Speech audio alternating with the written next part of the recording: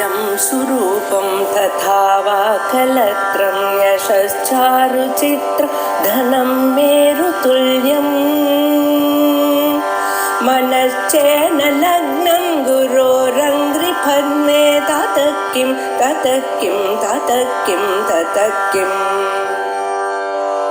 कलत्रं धनं पुत्रपौत्रादि सर्वं गृहं बान्धवा सर्वमेतद्विजातम्।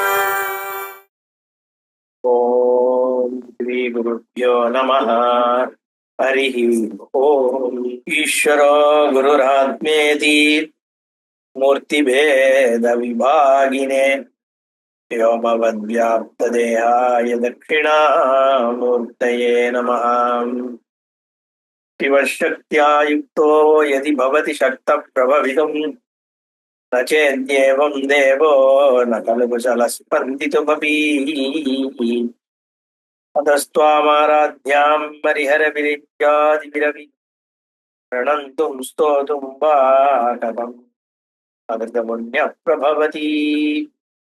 सृष्टौ या सर्गरूपा जगदवनविधौ पालिनीया च रौद्री संहारे चापि यस्या जगदिदमखिलं क्रीडनं व्यापराख्या पश्यन्ती मध्यमातो तदनु भगवती वैखरी वर्णरूपा यास्ना विधिहरिगिरिशा சாதிதா அலங்கரோது. ஸ்ரீமத்தேவி பாகவத இந்த அமிர்தத்துல 3வது அத்தியாயம் முதல் ஸ்கந்தத்துல ஆரம்பிக்கிறது.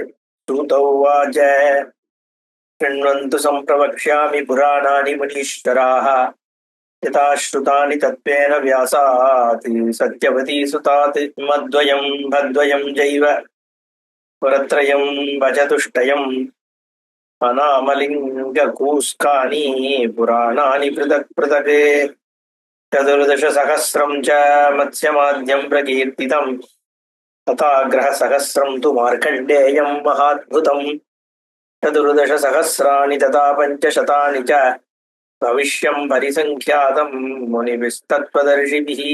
கேளுங்க எல்லாரும், புராணங்களை பத்தி நான் சொல்றேன், முனீஸ்வரான நீங்கள்லாம் கேட்கணும். வியாசாச்சாரியால் எப்படி இதை உபதேசம் பண்ணாரோ அதுக்கு போனாம நான் இப்போ உங்களுக்கு எல்லாம் உபதேசம் பண்றேன்னு சொல்லி ஆரம்பிக்கிறார் சூத்தர். இந்த புராணங்கள் பலதரப்பட்டது, பலவிதமான லிங்கங்கள் இருக்கக்கூடியது இந்த புராணம். 18 புராணங்கள் எப்படி இருக்குன்னா 40,000 ஸ்லோகங்களோடு இருக்கக்கூடிய முதல் புராணம் மத்ஸ்ய புராணம். 9,000 ஸ்லோகங்கள் இருக்கக்கூடியது மார்க்கண்டேய புராணம், அற்புதமான புராணம்.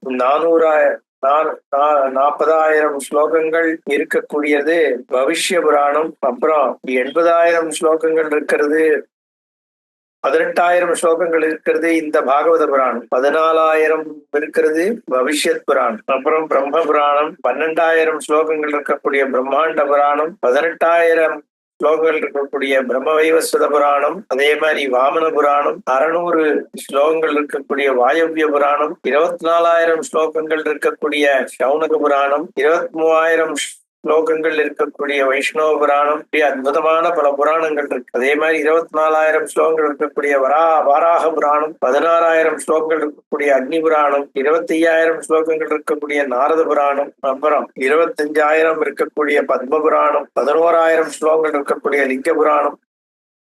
19,000 ஸ்லோகங்கள் இருக்கக்கூடிய கருட புராணம். 17,000 ஸ்லோகங்கள் இருக்கக்கூடிய கூர்ம புராணம். 81,000 ஸ்லோகங்கள் இருக்கிற ஸ்கந்த புராணம்னு இப்படி அற்புதமான புராணங்கள். அதுல அதிகமான ஸ்லோகங்கள் இருக்கிறது ஸ்கந்த புராணம் தான். ஒரு இடத்துல சொல்லியிருக்கு, எல்லா 17 புராணங்களையும் ஒரு தராசுல வச்சு ஸ்கந்த புராணத்தை இன்னொரு தராசுல வச்சேன்னா ஸ்கந்த புராணம் இருக்கிற பக்கம் கீழே போகுமா. பேர்பட்ட அற்புதமான ஒரு புராணம் ஸ்கந்த புராணம். இப்படி இத்தனை புராணங்களை பத்தி இந்த இடத்துல சொல்லி புராணாக்கியாஜ சங்கியாஜ விஸ்தரேன மயானகாஹ ததா ஏவோபுராணானி ஷ்ருண்வந்து ரிஷிசத்தமாக. அது மாதிரி உபபுராணங்களும் பல இருக்கு. உபபுராணங்கள் பார்க்கும் பொழுது ததா ஏவ உபபுராணானி ஷ்ருண்வந்து ரிஷிசத்தமாக தனத்குமாரம் பிரதமம் நாரசிம்ஹம் ததः பரம் நாரதீயம் சிவம் செய்வ தௌர்வாசசமனுத்தமம் காபிலம் மாணவம் செய்வ ததா சௌஷனசம் ஸ்மிருதம் வாருணம் காலிகாக்யாம் ச சாம்பம் நந்தி கிருதம் சுபம் சௌரம் பாராசர புரோக்தம் ஆதித்யம் சாதி விஸ்தரம் மாஹேஸ்வரம் பாகவதம் வாசிஷ்டம் ச சவிஸ்தரம் ஏதானி உபபுராணானி கதிதானி மகாத்மபிஹி.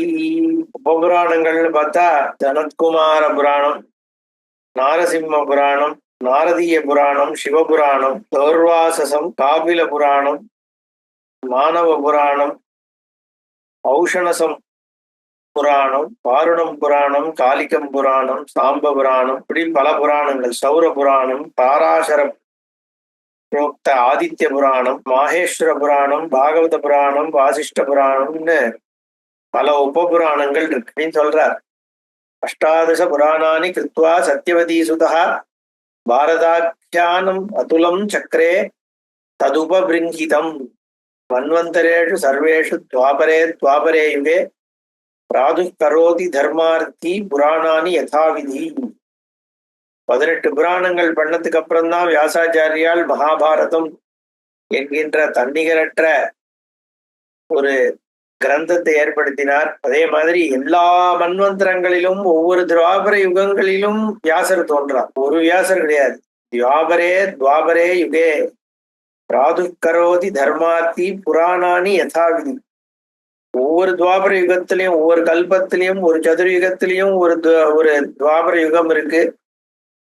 அந்தந்த துவாபர யுகத்துல வெவ்வேறு வியாசர்கள் தோன்றுகிறார்கள். துவாபரே விஷ்ணு வியாசரூபேண சர்வதா வேதமேகம் சகா பகுதா குருதே இதகாமியா. ஒவ்வொரு துவாபர யுகத்திலையும் மகாவிஷ்ணுவானவர் வியாசரூபமாக வந்து இந்த வேதத்தை ஒரே வேதமா இருக்கிறத பலவாக பிரிச்சு கொடுக்கிறார் உலகத்திற்கு நன்மைக்காக. அல்பாயுஷோ அல்ப புத்திம்ஸ்ச விப்ராஞாத்வா கலாவத புராண சம்ஹிதாம் புண்ணியாம் குருதே சௌயுகே யுகே. த்ரிசூத்ரத்விஜபந்தூனாம் ந வேத ஸ்ரவணமதம் தேஷாமேவ ஹிதார்த்தாய புராணானி கிருதானி ச மன்வந்தரே சப்தமேத்ர சுபே வைவஸ்வதாபிதே அஷ்டாவிம்சதிதமே பிராப்தே துவாபரே முனிசத்தமः வியாசः சத்யவதி சூனுः குருர்மே தர்மவித்தமः ஏகோனத்ரிம்சதே சம்பிராப்தே திரௌணிர்வியாசோ பவிஷ்யதி அதீதாஸ்து ததா வியாசாः சப்தவிம்சதிரேவ சா புராணசம்ஹிதாஸ்தைஸ்து கதிதாசு யுகே யுகே. அல்ப ஆயுசு, அல்ப புத்தி இப்படி இருக்கிற பிராமணர்கள் இந்த கலியுகத்துல தோன்றுகிறார். அவளுக்கெல்லாம் வைதிக மார்க்கத்துல நிஷ்டை இருக்கிறது குறைஞ்சு போயிடுறது. பல பேர் துவிஜபந்துக்கள் ஆயிடுறா. 3 நாட்கள் சந்தியாவதனத்தை விட்டாலே துவிஜபந்துன்னு பெயர். இதுல பல பேரு கடல் தாண்டி போறது, இது மாதிரி விஷயங்கள்லாம் வேற ஏற்படுறது. ஆசௌச்ச நியமங்கள் பராமரிக்கப்படுறது இல்லை, வர்ணசங்கரமாகிறது. இப்படி எல்லாம் இருக்கிற காலகட்டங்கள்ல இருந்தாலும் ஜனங்கள் உத்தரணமாகணுமேங்கிறதுக்காக புராணத்தை பகவான் வேதவியாசர் ஏற்படுத்துறார். புண்ணியமான இந்த புராணங்களை ஒவ்வொரு யுகத்திலும் ஒரு சதுர்யுகத்திலும் துவாபர யுகத்துக்கு வந்து இதை ஏற்படுத்துறார் வியாசாச்சாரியாளாக பரமேஸ்வரன் மகாவிஷ்ணு. ஏன்னா ஸ்திரீகள் சதுர்த்த வர்ணத்தவர்கள் த்விஜபந்துக்கள் இவாளுக்கெல்லாம் வேத சிரவணம் பண்றதுக்கு அர்ஹதை கிடையாது. வேத அத்தியாயனம் பண்றதுக்கு அர்ஹதை கிடையாது. சந்தியாவதனத்தை விட்டா பிராமணனுக்கே கிடையாது. அப்படிங்கிற பொழுது இந்த காலத்துல முக்காவாசி பேருக்கு வேத சிரவண அதிகாரம் இல்லை. அப்ப என்ன பண்றதுன்னா புராணத்தை பண்ணுன்னு வியாசாச்சாரியால் தேஷாமேவ ஹிதார்த்தாய புராணானி கிருத்தானி. அந்த புராணங்களை கேட்க கேட்க கேட்க ஜென்மா உத்தரணமாகிறது. அதனால இந்த 7வது மன்வந்தரம் சப்தமே மன்வந்தரே அந்த சுபே வைவஸ்வதாபிதே. இந்த வைவஸ்வத மன்வந்தரத்துல அஷ்டாவிம்சதிதமே இந்த துவாபர யுகத்துல வியாசரானவர் சத்தியவதியினுடைய புத்திரனாக வந்து இந்த 29வது துரோணர் திரௌணிர் வியாசகா பவிஷ்யதி. 28வதா இங்க வந்திருக்கார் இவர். அஷ்டாவிம்சதி தமம் நவ.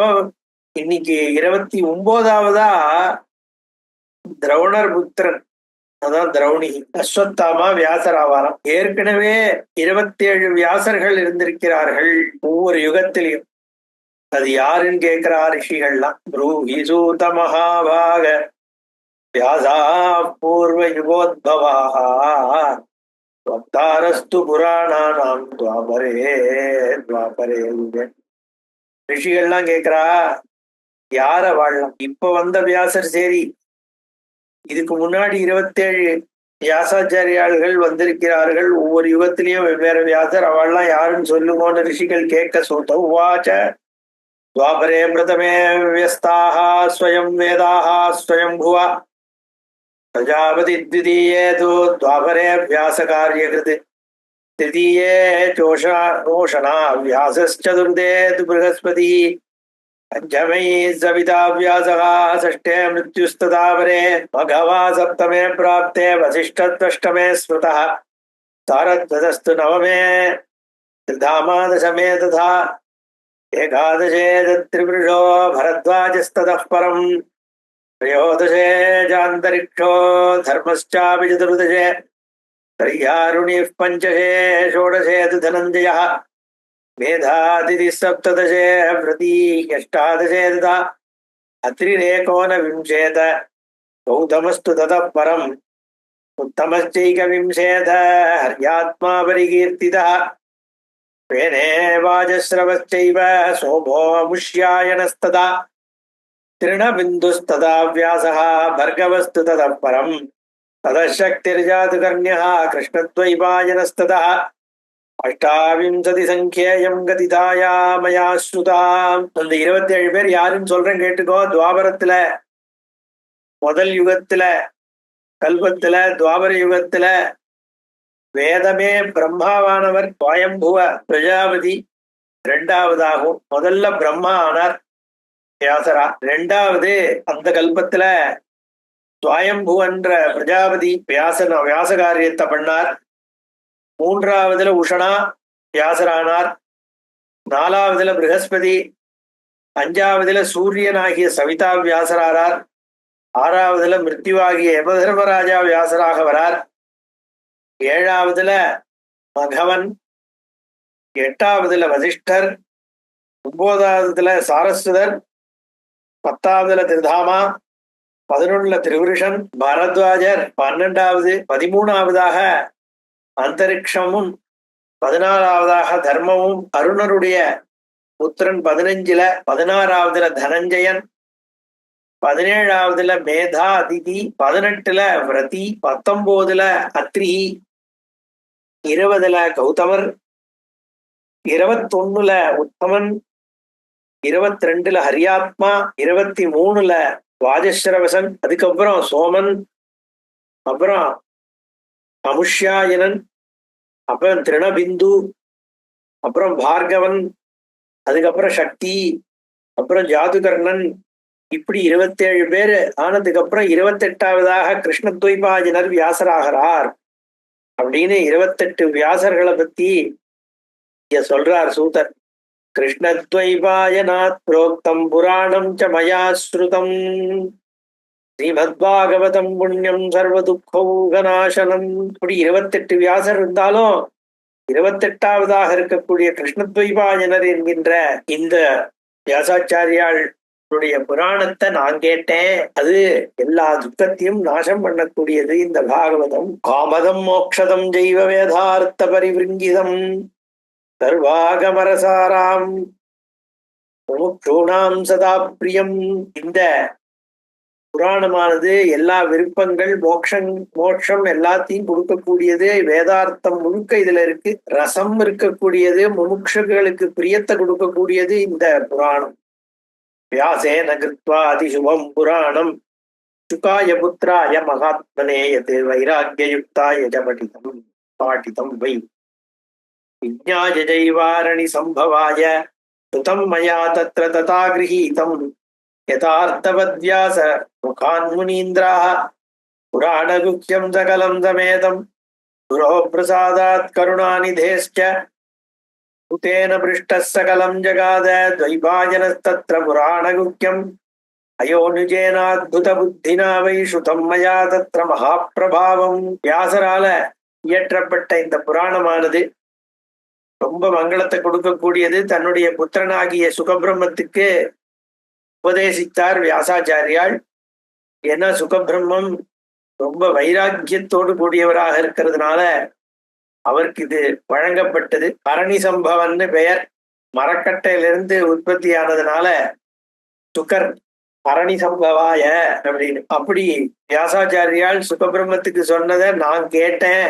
அங்க இருந்ததுனால வியாசரனுடைய முகத்திலிருந்து சிந்தர இந்த அமிர்தம் தேனை இறக்கிறவன் புறங்கைய நக்கின கதையா நானும் கொஞ்சோண்டு கேட்டேன். இப்படி ஒரு முக்கியமான இந்த புராணம் குரு பிரசாதத்தினால என்னுடைய கருணாநிதியான குரு வியாசாச்சாரியாளுடைய அனுகிரகத்தினால இது கிடைச்சிருக்கு. தூதர் என்கின்ற நான் அங்க நடந்த விஷயங்களை சுகபிரம்மத்துக்கு சொன்ன விஷயத்த நான் கேட்டுட்டு இருந்தேன். அயோனிஜராகிய வியாசாச்சாரியால், அவரும் அயோனிஜனாகிய அவருடைய மகன் சுகபிரம்மம் எல்லாரும் அதை கேட்க நானும் கேட்க அந்த ஒரு மகா பிரபாவம் அங்க நடந்தது அப்படின்னு சொல்றார்.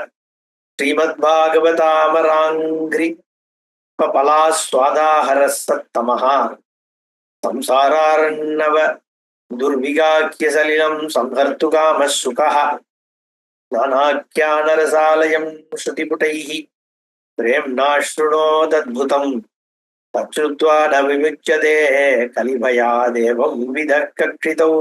ஸ்ரீமத் பாகவதம் அமராங்கிரி பலாஸ்வாத ஹாரஹ. அந்த பாகவதம்ங்கிற இந்த அமிர்தம் இருக்கே, அது என்ன பண்றது? சம்சாரார்ணவ துர்விகாக்கிய சலிலம் சம்ஹர்த்துகாமஹா. சம்சாரம்ன்ற அந்த கடல், அந்த கடல்ல இருக்கிற தண்ணிய எல்லாத்தையும் தாண்டனம்னு சுகபிரம்மம் இந்த பாகவதாமிர்தத்தை பருகிறார். நானாக்கியான ரசாலயம் ஸ்ருதிபுடைஹி பிரேம்ணா ஸ்ருணோதி அத்புதம் தச்சுத்வா ந விமுச்யதே கலிபயாதி ஏவம் விதः கஹ அக்ஷிதம். யாருதான் கலிபயத்திலிருந்து நீங்க மாட்டார்கள் இப்பேற்பட்ட ஒரு புராணத்தை கேட்கறதுனால? அப்படிப்பட்ட ஒரு அற்புதமான இந்த புராணம் அவரால் கேட்கப்பட்டது. நானும் கேட்டேன். பாபியான் அபிவேத தர்ம ரஹித ஸ்வாச்சாரஹி நாசயோ யாஜேனாபி ஸ்ருணோதிய பரமிதம் ஸ்ரீமத் புராணோத்தமம் புத்வா போக கலாபமத்ர விபுலம் தேகாவசானே ஜலம் யோகி பிராப்யமவாப்னுயாத் பகவதி மாமாங்கிதம் சுந்தரம். பாபியானபி, பெரிய பாபிகள் கூட, வேத தர்மம் இல்லாதவர்களாக இருந்தா கூட, ஆச்சார சீலனம் இல்லாதவர்களா இருந்தா கூட, இந்த அற்புதமான புராணத்தை கேட்டா கேட்கும் பொழுதும் ஒரு ஆனந்தம். அப்புறம் தேகம் முடிஞ்சதுக்கு அப்புறம், அவசானத்துக்கு அப்புறம் யோகி தேகத்தை அவள்லாம் அடையறாளாம். அப்புறம் யோகி தேகத்தை அடைஞ்சு அம்பாளினுடைய சந்நிதியை போய் அடையறா. எப்படிப்பட்ட ஸ்வச்சதா இல்லாதவனா இருந்தாலும் சரி, ஆச்சாரஹீனனாக இருந்தாலும் சரி, பாபியா இருந்தாலும் சரி, தேவி பாகவதத்தை கேளு, அம்பாள் அடையலான்னு சொல்றார்.